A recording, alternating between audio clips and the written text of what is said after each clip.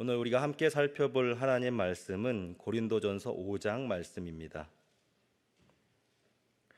신약 267페이지입니다. 고린도전서 5장 1절부터 13절까지의 말씀을 제가 봉독하겠습니다.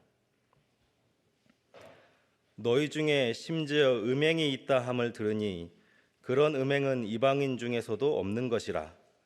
누가 그 아버지의 아내를 취하였다 하는도다. 그리하고도 너희가 오히려 교만하여져서 어찌하여 통한이 여기지 아니하고 그 일 행한 자를 너희 중에서 쫓아내지 아니하였느냐. 내가 실로 몸으로는 떠나 있으나 영으로는 함께 있어서 거기 있는 것 같이 이런 일 행한 자를 이미 판단하였노라. 주 예수의 이름으로 너희가 내 영과 함께 모여서 우리 주 예수의 능력으로 이런 자를 사단에게 내주었으니 이는 육신은 멸하고 영은 주 예수의 날에 구원을 받게 하려 함이라. 너희가 자랑하는 것이 옳지 아니하도다. 적은 누룩이 온 덩어리에 퍼지는 것을 알지 못하느냐. 너희는 누룩 없는 자인데 새 덩어리가 되기 위하여 묵은 누룩을 내버리라. 우리의 유월절 양 곧 그리스도께서 희생되셨느니라. 이러므로 우리가 명절을 지키되 묵은 누룩으로도 말고 악하고 악의에 찬 누룩으로도 말고 누룩이 없이 오직 순전함과 진실함의 떡으로 하자. 내가 너희에게 쓴 편지에 음행하는 자들을 사귀지 말라 하였거니와 이 말은 이 세상에 음행하는 자들이나 탐하는 자들이나 속여 빼앗는 자들이나 우상 숭배하는 자들을 도무지 사귀지 말라 하는 것이 아니니 만일 그리하려면 너희가 세상 밖으로 나가야 할 것이라. 이제 내가 너희에게 쓴 것은 만일 어떤 형제라 일컫는 자가 음행하거나 탐욕을 부리거나 우상 숭배를 하거나 모욕하거나 술 취하거나 속여 빼앗거든 사귀지도 말고 그런 자와는 함께 먹지도 말라 함이라. 밖에 있는 사람들을 판단하는 것이야 내게 무슨 상관이 있으리오마는 교회 안에 있는 사람들이야 너희가 판단하지 아니하랴. 밖에 있는 사람은 하나님이 심판하시려니와 이 악한 사람은 너희 중에서 내쫓으라. 아멘. 모든 말씀이 하나님의 말씀이기 때문에 설교자로서 어떤 말씀이든 다 부담이 되는 것은 사실이지만 인간적인 심정으로 좀 부담이 돼서 가급적이면 피하고 싶은 본문이 이제 물질, 재물에 대한 헌금에 대한 설교 혹은 죄를 다루는 그런 그 죄에서도 성적인 죄를 다루는 이 본문은 조금 난감한 마음이 들 때가 있습니다. 공교롭게도 지난 주일날 저는 사도행전 아나니아와 삽비라 설교를 하면서 물질에 대해서 다루고 또 오늘 이렇게 고린도전서 5장을 다루면서 음행에 대해서 다루는 피하고 싶은 두 가지 본문을 연속으로 다루면서 드는 마음은 피할 수 없다면 즐겨라 라는 마음으로 설교를 하게 됩니다. 앞선 고린도전서 4장까지의 내용에서 그 화두 주제는 무엇이었습니까? 주로 교회의 파벌에 대한 것이었죠. 우리가 기억하는 거 바울파, 아볼로파, 게바파, 그리스도파라는 교회 내 파벌이 형성되었는데 결국 그것이 교회에 어떤 영향을 미치는가. 머리는 하나인데 어떻게 몸이 여러 개일 수 있는가. 교회의 머리는 예수 그리스도라 고백하면서 실제적인 실천에 있어서는 어떤 특정인을 지지하면서 따른다는 것이 과연 주님의 가르침과 맞는 것인가? 주님께서 세우고자 하셨던 교회의 모습과 일치하는가? 이런 고민을 사도가 고린도 교회를 향하여서 편지로 나누었습니다. 그리스도의 그 말씀으로만 교회의 바른 방향이 세워져야 하는데 각자가 따르는 가르침이 있고 주장하는 바가 다르다면 과연 그 교회는 어떻게 되겠습니까? 그래서 사도는 진단을 하죠. 왜 이런 일이 벌어졌는가? 그것은 너희들이 그리스도에 대한 참된 지식이 온전하게 못하기 때문에, 다시 말하면 복음에 대한 참된 이해가 부족하기 때문에 너희들이 그렇게 행하는 것이다, 이렇게 말하였습니다. 사실 오늘도 마찬가지죠. 교회에서 발생하는 대부분의 사건들의 그 표면을 보면은 학력의 차이, 경제력의 차이, 정서의 차이, 이해의 차이 등등으로 포장이 되지만 실체는 무엇이냐면 복음에 대한 오해, 복음에 대한 이해가 부족하기 때문에 교회 안에서 문제가 발생하는 겁니다. 다시 말하면 철저하게 자기 중심적으로 신앙을 해석하기 때문입니다. 그 안에서 교회는 분열하고 문제가 계속 발생하는 것이죠. 내 정서, 내가 느끼는 바가 신앙에서 가장 중요한 척도가 될 때 교회는 혼란스러워지는 겁니다. 그것이 오늘 본문의 문제와도 맞닿아 있습니다. 이제 사도는 5장에서는 음행에 대해서 이야기하는데 특히 이 음행 안에서도 근친상간의 문제를 다루고 있죠. 그리고 6장에서는 이제 교회 안에서 발생한 일을 가지고 교인들이 다툼이 생기는데 그것을 그리스도께서 베푸신 관용과 사랑으로 해결하는 것이 아니라 가지고 세상에 나가서 세상 법정에서 소송을 가지고 싸우는 그 문제를 6장에서 이야기하죠. 그리고 6장 말미에서는 다시 음행을 피하라 이렇게 권면을 합니다. 그리고 무엇을 얘기합니까? 우리 몸이 성령이 거하시는 살아있는 성전이다. 고린도 서신 전체가 각 장이 지향하는 주제가 있겠지만 이 모든 내용이 지금 무엇으로 통일되고 있냐면 교회의 질서, 곧 교회의 머리 대신 예수 그리스도의 복음에 대한 교회의 이해가 정말 중요하다라는 것을 사도가 이야기하고 있는 겁니다. 사도가 바라보는 그 문제의 실마리는 다름이 아니라 그리스도를 아는 지식인 것이죠. 그것이 신앙의 기초이고 신앙의 전부다 이렇게 얘기하고 있는 겁니다. 그러나 문제는 고린도 교회뿐만 아니라 우리 모두가 사실 자기 중심성에 갇혀 살아가고 있습니다.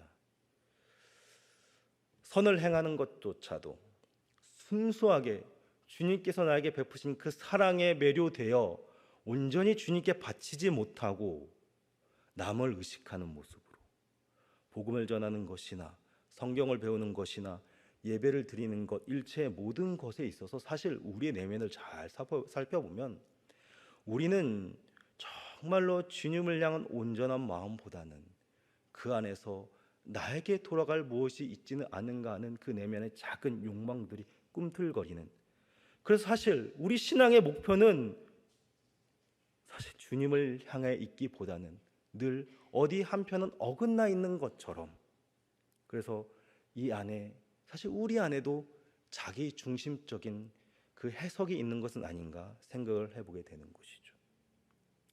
교회 안의 모든 일은 선악의 문제가 아니라 옳고 그름의 문제가 아니라 주님을 향하여 있는가로 해석되어야 하는 것입니다. 만약에 그 기준이 사라진다면 이미 그 자체로 교회는 복음에서 이탈해 있는 것이라 사도가 말하고 있는 것이죠.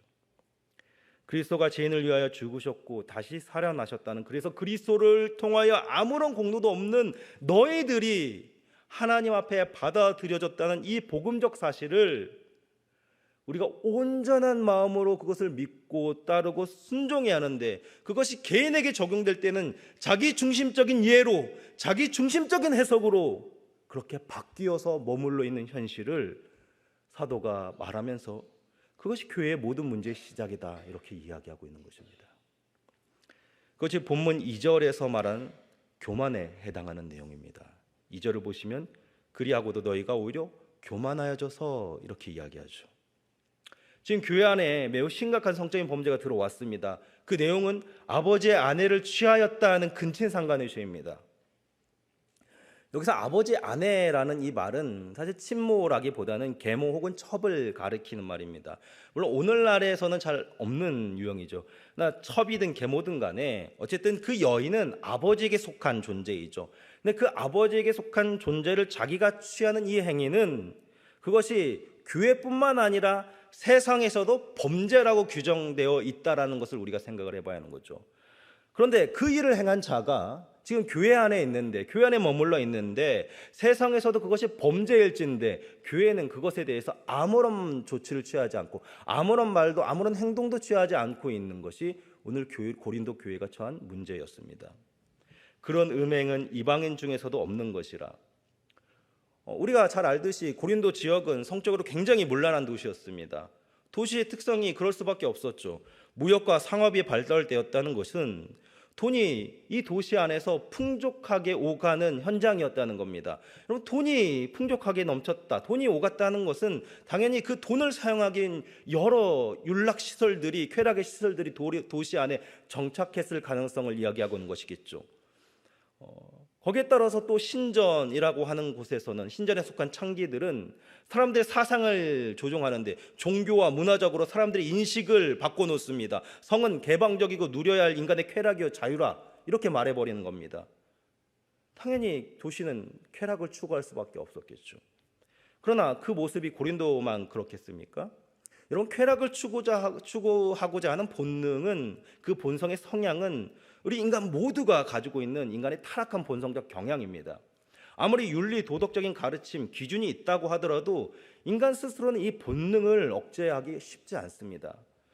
본능이라는 것은 누르면 누를수록 터져 나올 것이고, 또 그것을 그냥 개방해 버리면 개방할수록 방종하게 되는 것, 그래서 죄라는 것이 무서운 것이죠. 그럼에도 국가와 사회는 나름의 질서를 법으로 규정합니다. 당시 이 로마 세계 안에서도 이것에 대해서 법적인 질서가 있었죠. 로마의 법학자였던 이 가이우스라는 사람이 당시에 쓴 고대 로마 법전이 있었는데, 이 법전 안에서도 근친상간을 범법행위, 사회 악으로 규정하고 있었다는 것을 발견하게 됩니다. 그러니까 법률상으로도 사회가 이미 고린도 교회 내에 행해진 이 음행에 대해서 이것은 죄다, 이것은 하지 말아야 할 것이다, 이건 인간이 해서는 안 되는 짓이다 라고 하면서 범죄를 규정하고 있었다는 겁니다. 잘못이 명백한 것이었죠. 그러면 더하여서 성경은 그것을 어떻게 얘기하고 있나? 이미 하나님은 율법에서 이것에 대해서 그것이 죄악이라고 말씀하셨는데, 그러나 복음을 듣고 교회를 이루어 하나님을 예배한다고 하는 그 공동체 안에서 지금 무슨 일이 일어나고 있는가? 그들 안에 그런 범죄를 저지른 자에 대해서 어떠한 말도 하지 않고 어떤 조치도 취하지 않고 용인하는 그런 현상이 일어나고 있는 것이죠. 그럴 때 버젓이 교회 안에 활동하고 있었다는 데서 지금 이 고린도 교회가 얼마나 지금 심각한 문제성 안에 있는가를 우리가 짐작해 볼 수 있는 겁니다. 바울은 단지 근친상간이라는 그 행위가 문제다라고 얘기하고 있는 것이 아니라, 오히려 그러한 자를 교회가 아무런 조치를 취하지 않고 있다는 데서 더 심각한 질책을 가하고 있는 겁니다. 2절입니다. 그리하고도 너희가 오히려 교만하여져서 어찌하여 통한이 여기지 아니하고 그 일 행한 자를 너희 중에서 쫓아내지 아니하였느냐. 여러분, 한번 상상을 해보십시오. 오늘날 우리의 이해, 우리 화성교회 정서를 기준으로 봤을 때 우리 공동체 안에서 이런 일을 행한 사람이 있다라고 발견이 되었거나 혹은 소문이 났다고 한번 상상을 해보십시오. 우리는 어떻게 반응하겠습니까? 사실 아마 교회가 어떤 조치를 취하기 이전에 우리 안에 퍼진 소문만으로 인하여서 그 사람은 부끄러워서 교회를 떠나거나 혹은 더 나아가서 이 지역을 떠날 수밖에 없는 그런 결론에 이르지 않겠습니까? 그런데 그런 결론이 정말 괜찮은 결말일까요? 죄를 지은 자가 부끄러워서 교인들이 수근수근거림으로 인해서 교회를 떠났다. 결국 삶의 터전인 이 지역까지 이전을 하게 됐다. 이것이 괜찮은 결말일까요? 바울이 말하는 이 질서라는 것은 선악을 분별하는 주체로서 우리가 있다라는 것을 얘기하는 것이 아니라, 질서는 복음 아래에서 세워져야 하는데 복음은 거룩을 지향하면서 동시에 포용하는 성격을 가지고 있죠. 고린도 교회는 자정의 능력을 이뤘습니다. 아마도 그런 행위가 교회 안에서 용인되는 어떤 분위기가 있었겠죠. 그것에 대한 단서가 앞서 사도가 말한 교만이라는 말입니다. 헬라 철학 아래에서 남들보다 내가 더 우월한 지식을 가졌다라는 것을 자랑으로 생각했던 이 고린도의 분위기에서 이 예수를 믿는 자들, 그래서 내가 그리스도의 복음을 듣고 교인이 되었다고 할 때 이들은 그 복음 아래에서 주님 앞에서 철저하게 낮아지고 겸손해졌어야 했는데, 오히려 도리어 반대로 이 고린도 지역 안에 다른 사람들이 가지지 못한 어떤 우월한 지식, 우월한 신분이 나에게 있다는 그 교만이 그들 안에 나타나는 이상한 현상이 나타난 것이죠. 다시 말하면 우리가 예수 안에서 모든 죄를 사함받은 구원받은 특별한 자들인데, 우리가 소유한 이것이, 이 신앙이 이런 범죄들을 능가하고도 남지 않는가, 이런 주장을 하는 겁니다. 이런 류의 일들에서 우리는 판단받지 않을 특별한 자유가 있다라는 그릇된 인식을 가지고 있다는 것을 이 교만이라는 단어를 통해서 우리가 알 수 있는 것이죠. 복음에 대해서 왜곡하고 있는 것이죠. 고린도라는 지역의 정서와 이 헬라 철학에 대한 사상이 혼합돼서 복음을 새롭게 재해석해버리는 겁니다. 철저하게 자기 중심적인 성향과 정서가 복음이 마치 우리들을, 자신들을 특별한 존재로 만들어주는 신비 혹은 능력이 된 것처럼 이야기하면서, 그래서 그것은 다른 모든 사람들은 가지지 못한 우리들, 이 고린도 안에서 예수를 믿는 우리들에게만 있는 것처럼, 그래서 판단의 기준, 판단의 주체가 누구도 될 수 없고 우리 스스로, 우리는 옳은 자들이다, 우리는 용서받은 자들이다, 그래서 우리에 대해서 누구도 판단할 수 없다라는, 그래서 그 모든 것의 판단의 주체가 자신이 되어버리는 그 현상이 지금 고린도 교회의 문제였던 겁니다. 결국 그것은 사도가 표현한 대로 세상에서도 발생해서는 안 되는 일이 교회 안에서 발생했는데 누구도 그것에 대해서 이야기하지 않는 겁니다. 인간의 그 뿌리 깊은 죄는 이렇게 세상과 교회 할 것 없이 무섭게 잠식을 합니다. 근친상간이라는 문제는 표면적인 문제일 뿐이지 더 근본적인 문제는 그들이 이 죄에 대해서 스스로 판단의 주체가 되었다는 데 있는 겁니다. 교회는 오직 참되신 하나님이 영광을 드러내는 곳이고 우리의 머리는 오직 그리스도이십니다 라고 고백을 하면서도 그들의 실상황, 그들의 생활에서 적용에 있어서는 그 판단의 주체, 기준이 자신이 되어버린 현상. 그래서 교회 질서라고 말을 할 때 그 질서의 기준은 어디에 있는 겁니까? 하나님의 말씀인 것이죠. 거룩하신 하나님께서 제정하신 그 질서가 교회가 인정하고 심서 준행할 유일한 기준점입니다만, 그러나 현실은 그렇지 않았던 거죠. 오늘 우리의 현실을 보면서도 동일한 내용들이 나타나지 않습니까? 얼마나 많은 자리에서 사람의 말이, 심의 논리가 질서의 주체가 되어버리지 않습니까? 교회뿐만 아니라 사실 우리도 마찬가지인 것이죠.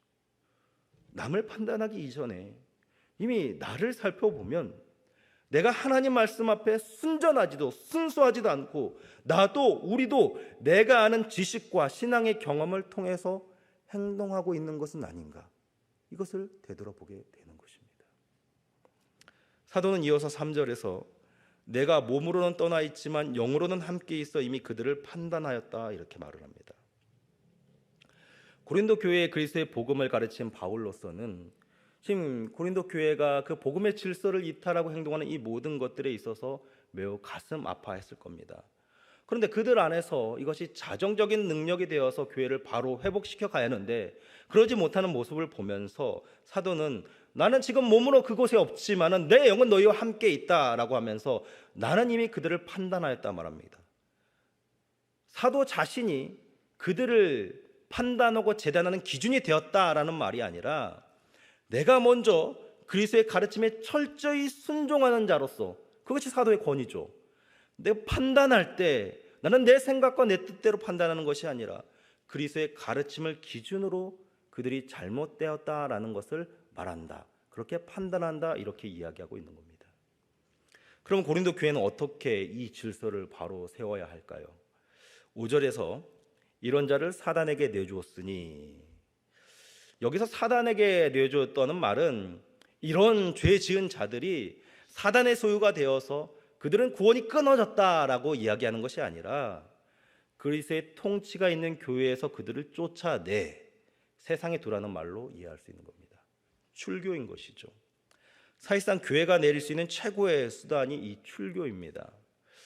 오늘날은 워낙 교회가 많다 보니까 뭐 교회가 여기만 있어, 여기 안 받아주면 나 다른 교회 가면 되지라고 이렇게 생각을 하겠지만, 당시를 생각해 보면은 교회가 막 이제 태동을 한 상태이고 지역마다 그리스도의 교회가 많지 않은 상황이었습니다.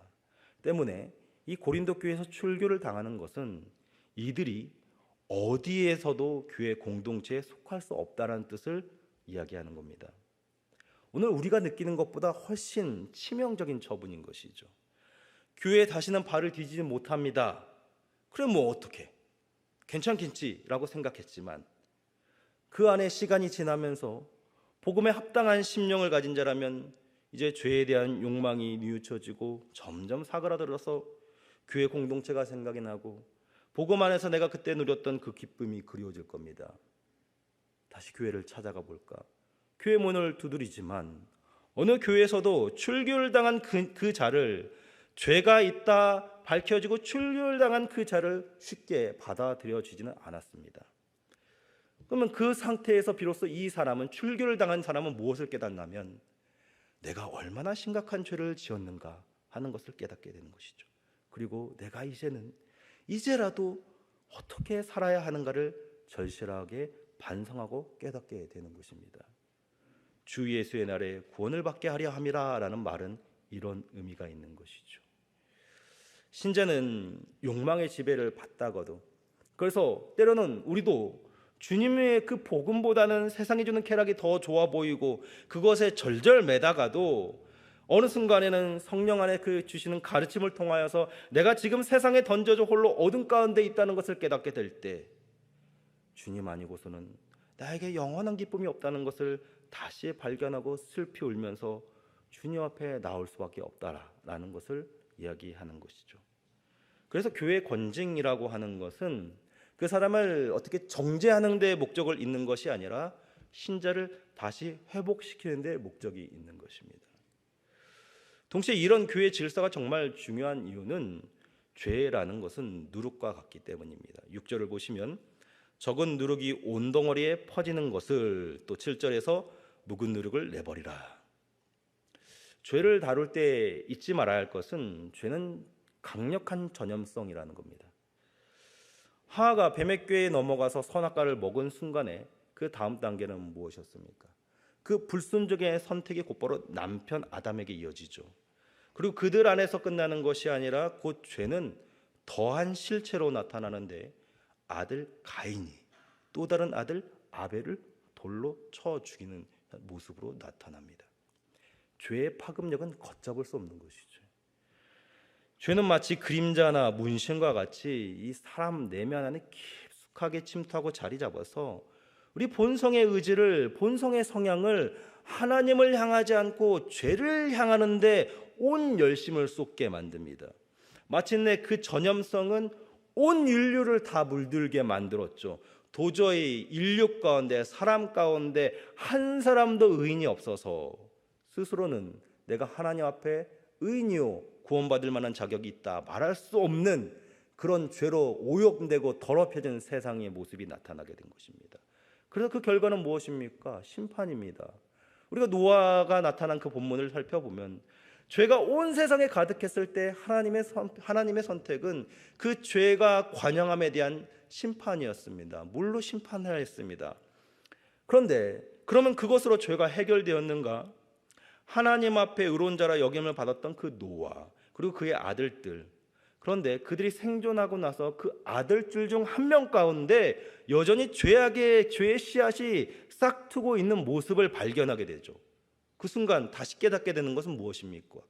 죄는 어떤 엄중한 심판이나 혹은 가혹한 처벌로서 해결될 수 있는 것이 아니라 영원한 죽음에는 이 죄는 해결될 수 없다라는 것을 발견하게 되는 것이죠. 그야말로 사람에게는 절망인 겁니다. 심지어 언약의 백성이라 하는 아브라함의 후손, 그 야곱의 12 아들들 가운데 첫째인 장자 르우벤은 어떤 죄를 저질렀습니까? 아버지의 첩과 간통을 하였죠. 근친상간을 하였습니다. 그러니까 비로소 확실해지는 것은 누구도 하나님의 은혜 앞에서 자신이 조금은 내가 그래도 저 사람보다는 낫지 않는가라고 내세울 만한 공로가 하나도 없다는 것을, 어떤 사람도 그 죄 앞에선 자유로울 수 없다라는 것을, 아무도 죄 앞에선 당당할 수 없다라는 사실을 우리가 발견하게 되는 것입니다. 그래서 바울 사도가 다시 복음의 의미를 이야기하는 것을 우리가 주목해야 합니다. 7절 말미를 보시면 우리의 유월절 양 곧 그리스도께서 희생되셨느니라. 8절 오직 순전함과 진실함의 떡으로 하자. 죄가 누룩과 같이 온 세상 모든 사람 안에 있을 때 유일하게 죄가 없으신 분, 거룩하신 하나님께서 인간이 되심으로 누룩과 같은 죄의 십사에서 도무지 벗어날 수 없는 우리를 위하여 십자가에 죽으셨다. 바로 이것이 복음의 유일한 내용이고 교회가 여기에 기초하여 세워졌다라는 사실을 다시 설명합니다. 다시 설명하는 거죠. 이미 이들은 이 복음을 들었고 이 복음을 통하여서 교회 공동체가 되었지만 바로 이 내용을 다시 설명하는 겁니다. 따라서 교회 안에 그런 악행을 저지른 자가 있다면 곧 그것을 방치하는 것은 그 죄로 인한 전염이 교회를, 성도를 거룩으로부터 멀어지는 그 죄의 온상이 되는 원인이 되기 때문에 교회가 그리스도의 복음 안에서 온전히 세워지기 위해서라도 반드시 그 죄에 대하여 질서를 바로 세우는 일을 멈춰서는 안 된다, 이렇게 이야기하고 있는 것입니다. 사실상 고린도 교회는 이런 범죄에 대해서 동조함으로써 그들 스스로 그 죄를 짓지 아니하였다 하더라도 그 죄를 지은 그 죄에 동참하는 격으로. 그래서 교회가 외부의 어떤 공격으로부터 무너지는 것이 아니라 내부에 그들 스스로 내부에서부터 썩어서 무너지는 그 위험 앞에 서 있는 모습을 보고 있는 것이죠. 참된 교회의 표지라는 말을 들어보셨을 겁니다. 종교 개혁자들이 로마 카톨릭으로부터 교회를 바로 세우고자 할 때 그들이 가장 중요한 질문은 그럼 어떤 교회가 참된 교회인가 하는 것이었습니다. 로마 카톨릭 교회가 성경으로부터 이탈된 잘못된 길로 가고 있다. 그래서 우리는 교회를 바로 세워야 하는데 그럼 참된 교회는 무엇인가라는 그 기준이 명확해야 하겠죠. 그래서 세 가지 기준이 확립이 됩니다. 첫째는 참된 말씀의 선포입니다. 둘째는 성례의 올바른 시행, 셋째는 권징의 바른 집행입니다. 말씀을 참되게 선포한다는 것은 사람의 주관적이고 사사로운 말이나 견해가 아니라 오직 참되고 유일하신 하나님의 말씀을 그대로 전하는 것인데, 그런데 칼빈은 여기에 한 가지를 더 붙입니다. 참되게 선포되는 말씀에 경건하게 경청하는 것. 그러니까 칼빈은 무엇을 얘기하냐면 성경적이고 바른 말씀이 선포되는 것도 중요한데 듣는 자들이 하나님의 말씀을 듣는 경건한 마음으로 그것을 들어야 한다는 것입니다. 목회자의 설교를 경건하게 들으라는 말이 아니라 강단에서 선포되는 그 말씀은 복음적이어야 하며 동시에 듣는 자들이 그것이 오늘 나에게 주신 하나님의 말씀이라 믿으며 경건하게 듣는 그 믿음의 태도, 이 두 가지가 있어야 복음의 바른 선포가 되는 것입니다. 그러나 오늘날 현상을 보면은 많은 사람들이 자신의 기호에 맞는 말씀을 찾아 쇼핑하듯이 인터넷을 들락거립니다. 강단에서 주어지는 말씀은 뭔가 부족한 것 같고, 그것은 내 기호에, 내 어떤 정서에, 내 기준에는 조금은 안 맞는데, 그러면 나에게 맞는 말씀은 무엇인가 하면서 그것들을 찾아 헤매죠. 그것은 참으로 하나님의 말씀을 경건하게 된 태도는 아닐 것입니다. 오직 하나님께서 나에게 무엇을 말씀하시던 그것이 오늘 나에게 주신 하나님의 참된 말씀이라는 경건한 태도로 듣는 것, 그리고 전하는 자는 오직 하나님의 말씀을 복음에 입각하여 그리스도가 드러나게 전하는 것이야말로 교회가 해야 할 참된 교회의 모습이라는 것입니다. 성례를 올바르게 시행한다고 할 때, 여기서 성례라는 것은 성찬과 세례를 말하는 것이죠. 대부분 계신 교회는 성찬과 세례를 시행합니다. 그러나 중요한 것은 시행하는 그 행위 이전에 과정이 중요하다는 겁니다. 과정을 바르게 세우고 시행되는 것이 올바른 시행이다, 이렇게 말할 수 있습니다. 그래서 우리가 성찬을 앞두고 주보를 통해서도 말씀을 드리죠. 이번 주에 성찬이 있는데 한 주간 자신을 살피는 한 주를 보내시라고 말씀을 드립니다.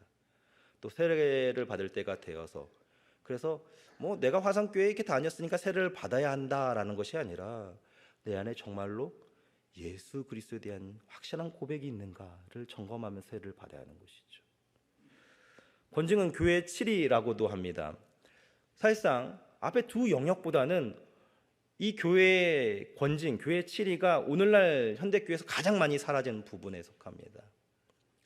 교회가 복음적 가르침에 입각하여 가르칠 때, 그러니까 교회의 강단에서 복음적인 말씀이 선포되고 성도들이 그것을 아멘으로 들을 때, 그리고 또 우리가 성례를 바르게 시행할 때, 그 모든 것들이 바로 세워져 있다 하더라도, 그리고 그것을 바로 세울 때 우리가 직면하는 그 문제는 무엇이냐면, 우리가 바로 세워질수록 교회 안에는 자꾸 세속적인 가치관, 세속적인 욕망이 충돌하는 현상을 보게 된다는 겁니다.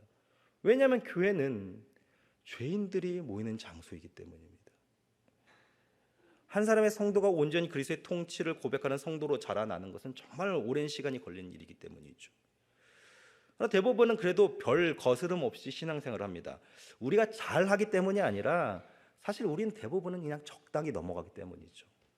그런데 고린도 교회와 같이 교회의 질서를 무너뜨리고 정말로 교회 성도들이 복음에 대한 이해가 잘못되었고 왜곡되었고 그로 인하여서 그 죄에 대한 오염이 심각해질 수 있는 일이 있을 때에는 아무리 그것이 껄끄러운 일이라 할지라도 교회는 반드시 권징을 행해야 하는 것이죠. 그 권징이 바라보는 목표가 바로 교회를 온전히 세우고 교회를 거룩하게 만들고 성도를 구원해서 이탈시키지 않기 위하기 때문입니다.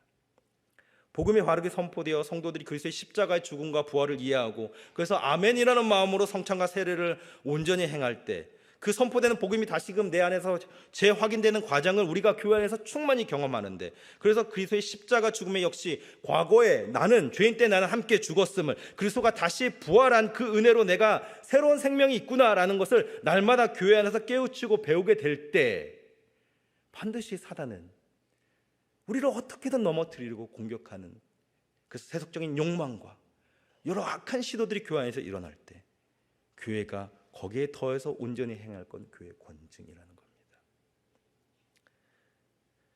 그 교회의 권징을 바로 세우지 않으면 아무리 앞선 복음의 말씀이 선포되고 또 성례가 바르게 시행된다 하더라도 교회는 문제가 생길 때마다 걷잡을 수 없는 혼란에 빠지게 될 수밖에 없는 것이죠.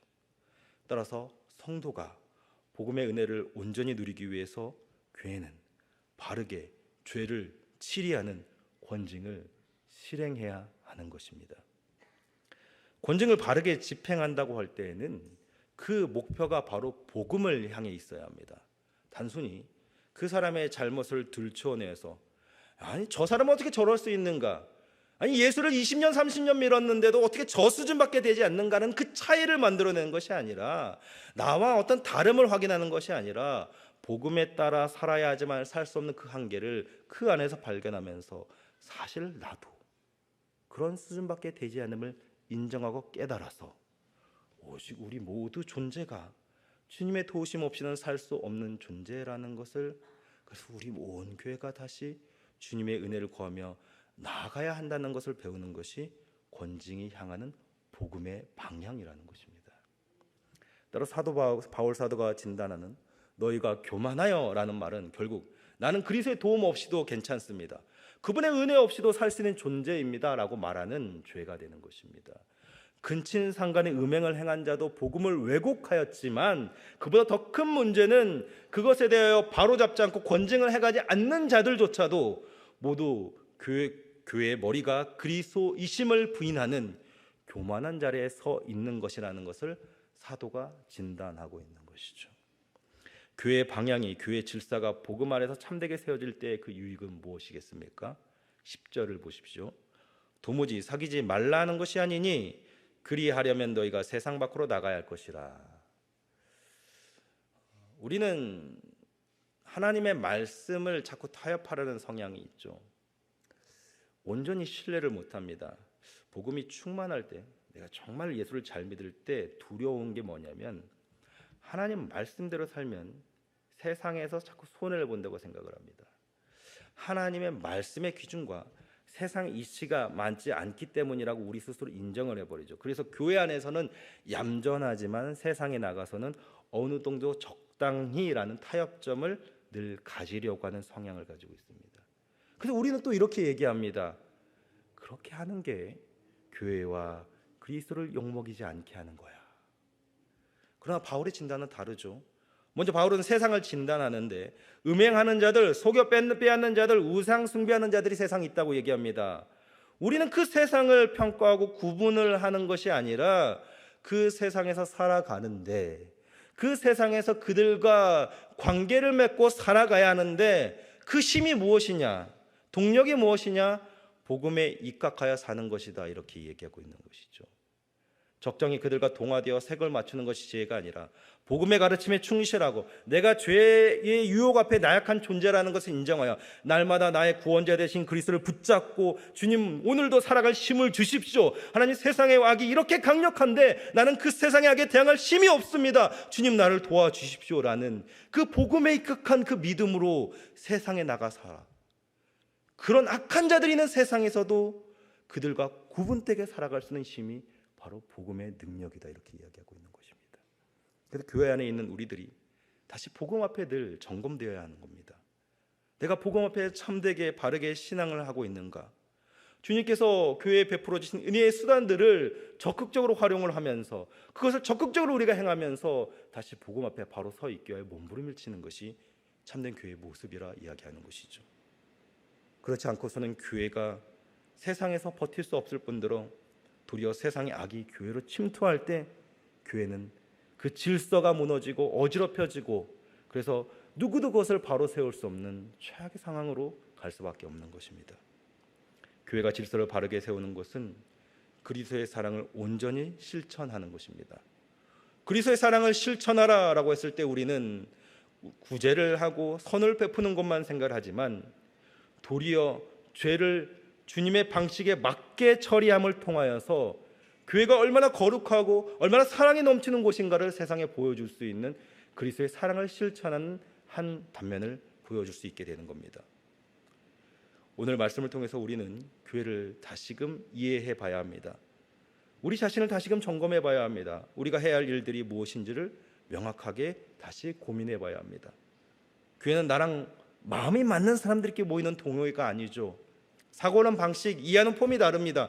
그러나 이런 차이가 명백한 우리가 교회로 모였을 때에는, 교회로 부르심을 받았을 때에는 그 차이가 해소가 되고 그리스도라는 그 기준 앞에 모여지고 집중되어서 그 차이를 넘어서서 연합을 이루는 것, 그것이 교회의 모습인 것을 우리가 기억해야 한다는 것입니다. 우리 모두 이 말씀을 통하여서 나는 그리스도의 머리됨을, 그분의 지도를, 그분의 통치를 철저하게 순복하고 있는가, 나는 참된 교회인가, 이것을 점검해 보시고 교회를 바로 세우기 위해 힘쓰는 복된 성도들 되시기를 주님의 이름으로 소망합니다.